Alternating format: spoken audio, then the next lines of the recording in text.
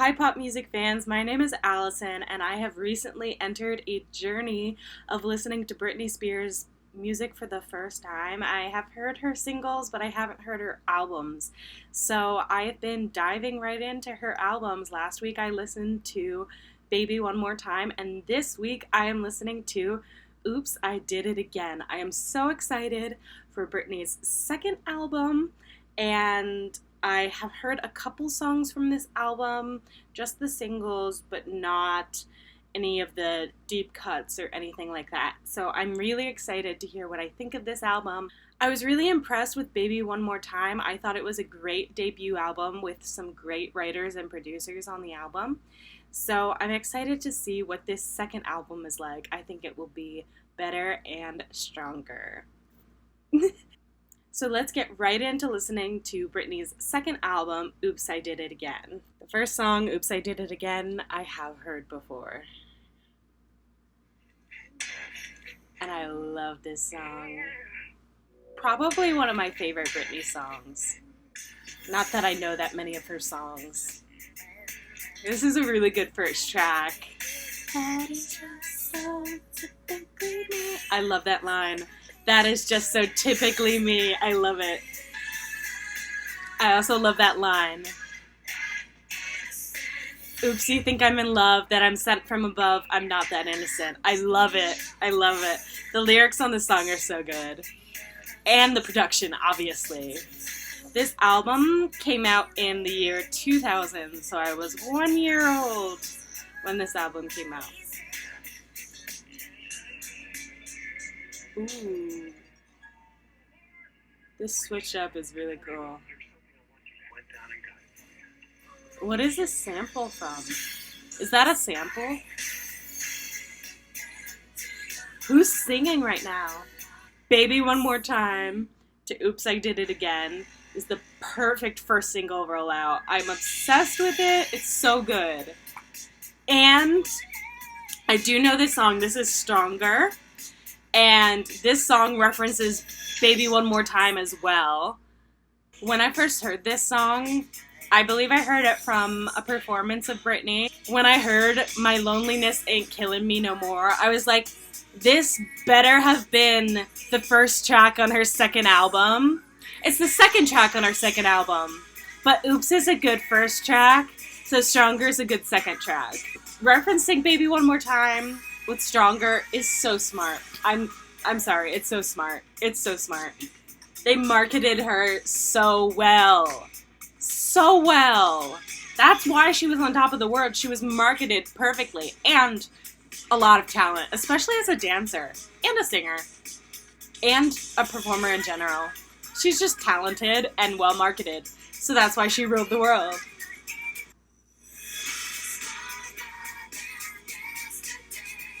I like that. That worked really well. That switch up.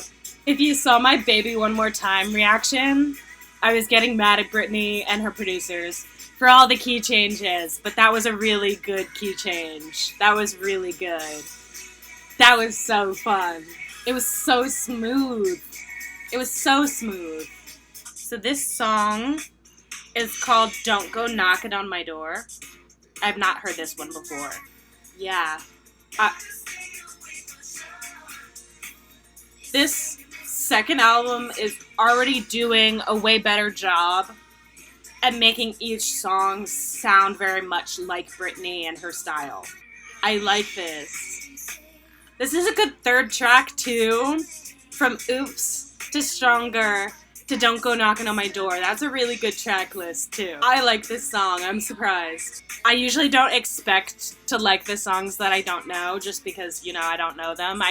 I know the singles. I know the singles are good. But was this song a single?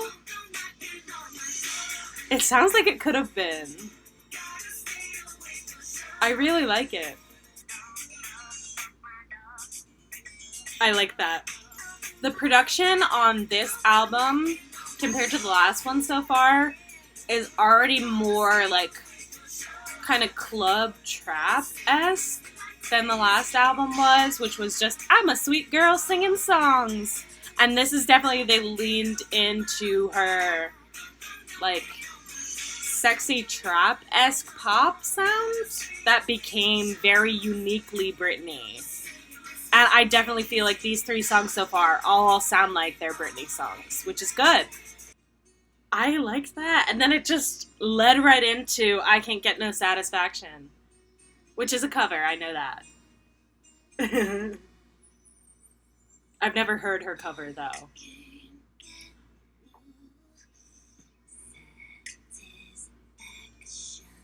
Oh, this is very different than the original. I loved the little fade out of the last song into this song. It worked really well. It was really kind of cute. And this cover. Oh, very sexy cover. The production is a little intense. I don't know how I feel about that. Like, there's like a little wah, wah sound that I'm not super into. Honestly, I feel like the production on this cover is a little distracting. What she's doing with her voice is very interesting, and I like to focus on that. The production is really distracting. Yeah, I like this breakdown. It seems like her voice stands out more here. That guitar buildup is interesting. This is a good song for Britney to cover. The lyrics are very fitting to her, and it works well with her voice. I just don't know if I'm a fan of this cover. Nothing against what Britney did with it. I think the production is kind of not my taste. It feels like they tried too hard to make the production electronic, like very distinctly electronic sounding.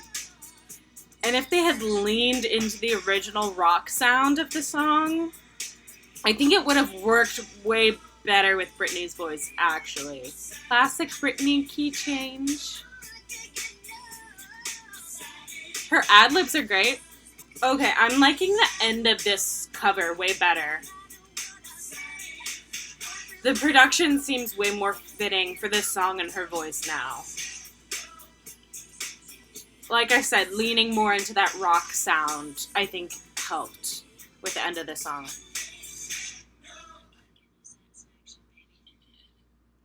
Yeah, that was cool.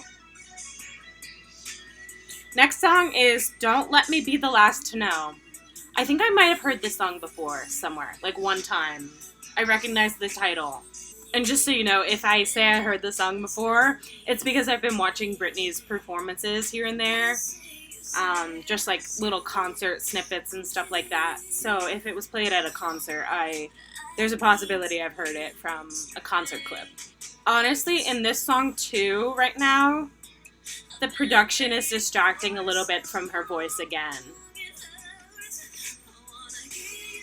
There's a lot of power coming from her voice, and there's just a lot that the instrumentation is doing there. And I think it's just the style of the time period, so I'm trying not to judge it. It's just not my style now. Yeah, I like that part. I like Don't Let Me Be the Last to Know and that little drop. Yeah. Yeah, I really wish the production was different here. A little more stripped. A little less with the electronic drums. A little more with some strings or piano, I think would actually... You could make this song but add some strings and make it a little more ballad-esque. And I think it would fit the song a lot better.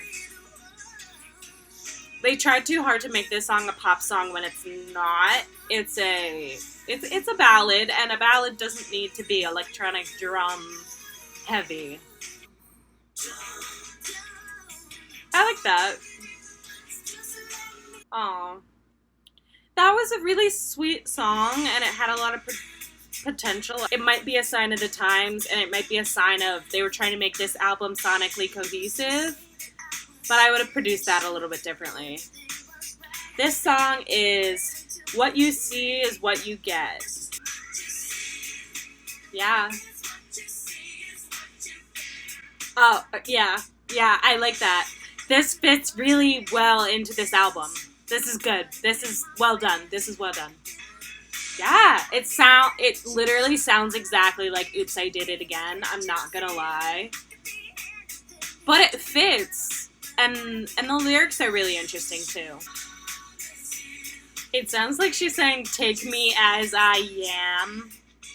Take me as I am." So this song fits into this album like a glove. I'm just not sure if I'm a big fan of the song itself. Like, I enjoy it. I'm having fun. I just... Like, it sounds a lot like Oops, I Did It Again, which is a better song, so I would rather listen to that. You know what I mean? But this is good. Yeah, that was fun. Ooh, a phone. These cute little outros. Oh my god! These transitions are so good! That transition into Lucky, which I do know, and I love this song. That transition into Lucky was so good. That was so good! I love this song. I love this song. It's perfect. Perfect song for Britney Spears to sing. Perfect. Just absolutely perfect. This song makes me sad. Free Britney. Free Britney. In her conservatorship. She cries in her conservatorship. Let her free. She's fine. She's mentally ill, but we all are. Aww. I would love to hear a modern version of that. I would love to see her perform Lucky, like, live after all this conservatorship drama. Oh my gosh, that would mean so much. That's crazy. That's crazy. It's really sad. It really is. This production on this reminds me of, like, the Backstreet Boys. Another key change. This song, at the right time, like, listening to this song, like, it's very close to making me cry, actually. Like, if I was emotional at all right now, I would be crying. So if I listen to this song at the right time, it'll make me cry. For sure. That's a sad song. That's so sad. This next song is One Kiss From You. Little funky beat here. I like it, actually. It's kind of cool. I'm thinking really hard to decide how I feel about this song. I'm not that into it. I think it's the melody, because I really like the funky beat is really cool. And I don't mind the lyrics either. I think it's just the melody. I mean, it's not a bad song. There's nothing particularly stand out about it to me right now on this first listen. It kind of feels like album filler to me right now. It fits on the album though, so that's good. At least it doesn't stand out in a bad way.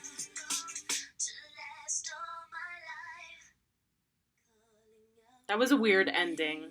That was a weird song. This is called Where Are You Now? This is a more stripped down song already, which I appreciate. They're doing a good job on this production. It's beautiful, but it fits on the album. It's stripped, but it works really well. The sound on the guitar is very crisp and clear, and I like that. I appreciate this production a lot. For a slow song for this album, I think they're doing a good job. I like the lyrics, too. Key change?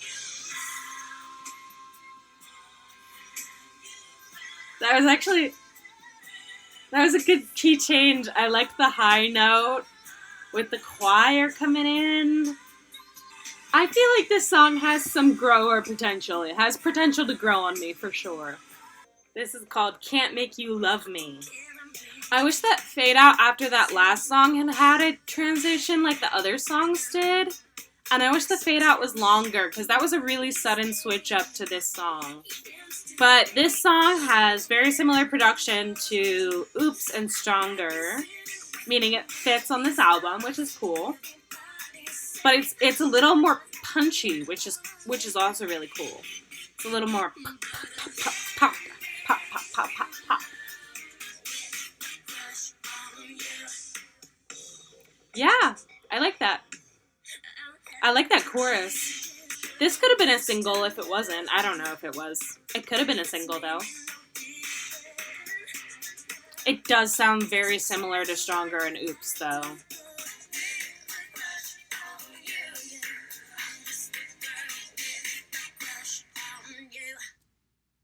I kind of like that ending.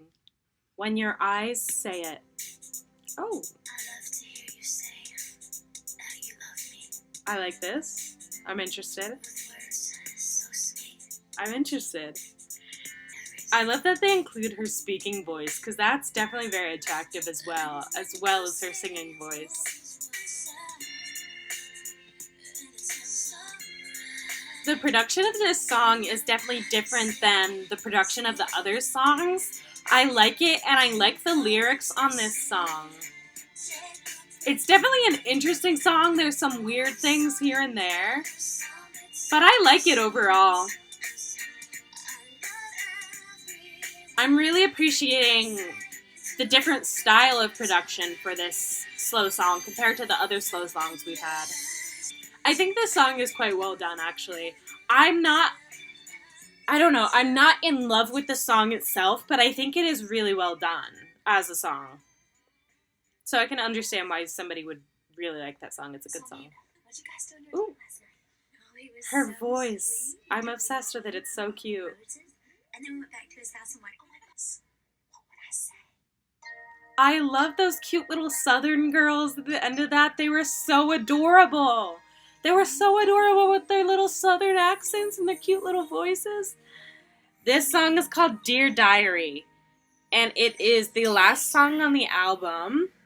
And if I remember correctly, I was looking at the track list, and yes, this is the only song on the album written by Britney Spears with two other co-writers. But Britney did write this song. This is her first song that she had a writing credit on. I like the very dreamy, dream pop, like synthy instrumental going on here. It's really cool. Vocals are on point. Oh, it's already over. It was a short song. I'm really proud of Britney for having a writing credit on that one. That was a sweet song. That was a sweet closer. Okay, so the Oops, I Did It Again album. After listening to Baby One More Time for the first time ever last week, and I was impressed by that album, I am pretty impressed by this album as well. It has a little less diversity than her first album, but in exchange, this album has a lot more cohesiveness. So each song, they all sound like they belong on this album, which is a really special and really cool thing for an album to have. This album definitely explores more of a funkier R&B sound than the more classic pop of the first album. But you can definitely hear there are influences of the first album. A classic Britney sound has been created with this album, for sure. This album, I think, has cemented what Britney's sound is. I will say a lot of the songs did sound really similar, which is a good thing as an album. And I think I like this album better as an album than the last one. But I think there were more standout tracks on Baby One More Time. I think there were more songs that were more unique and I really specifically enjoyed. Whereas on this album, like I think I would like shuffling to this as an album. There were no songs that I didn't like, unlike the first album, which had a few songs that I wasn't that into. This album I could listen to as an album. Overall, though, I am excited to see what happens with the rest of the albums. I will be listening to the rest of Britney's albums. This is the second of, I think, 9 albums that she has.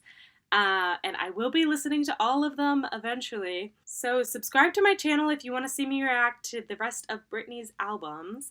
I am Allison, and thank you for watching my channel. I hope you enjoyed listening to this album with me. I enjoyed listening to it. I had a great time, and I think I will listen to this album again. I enjoyed it. It's really nice as an album compared to the last album, which I also enjoyed.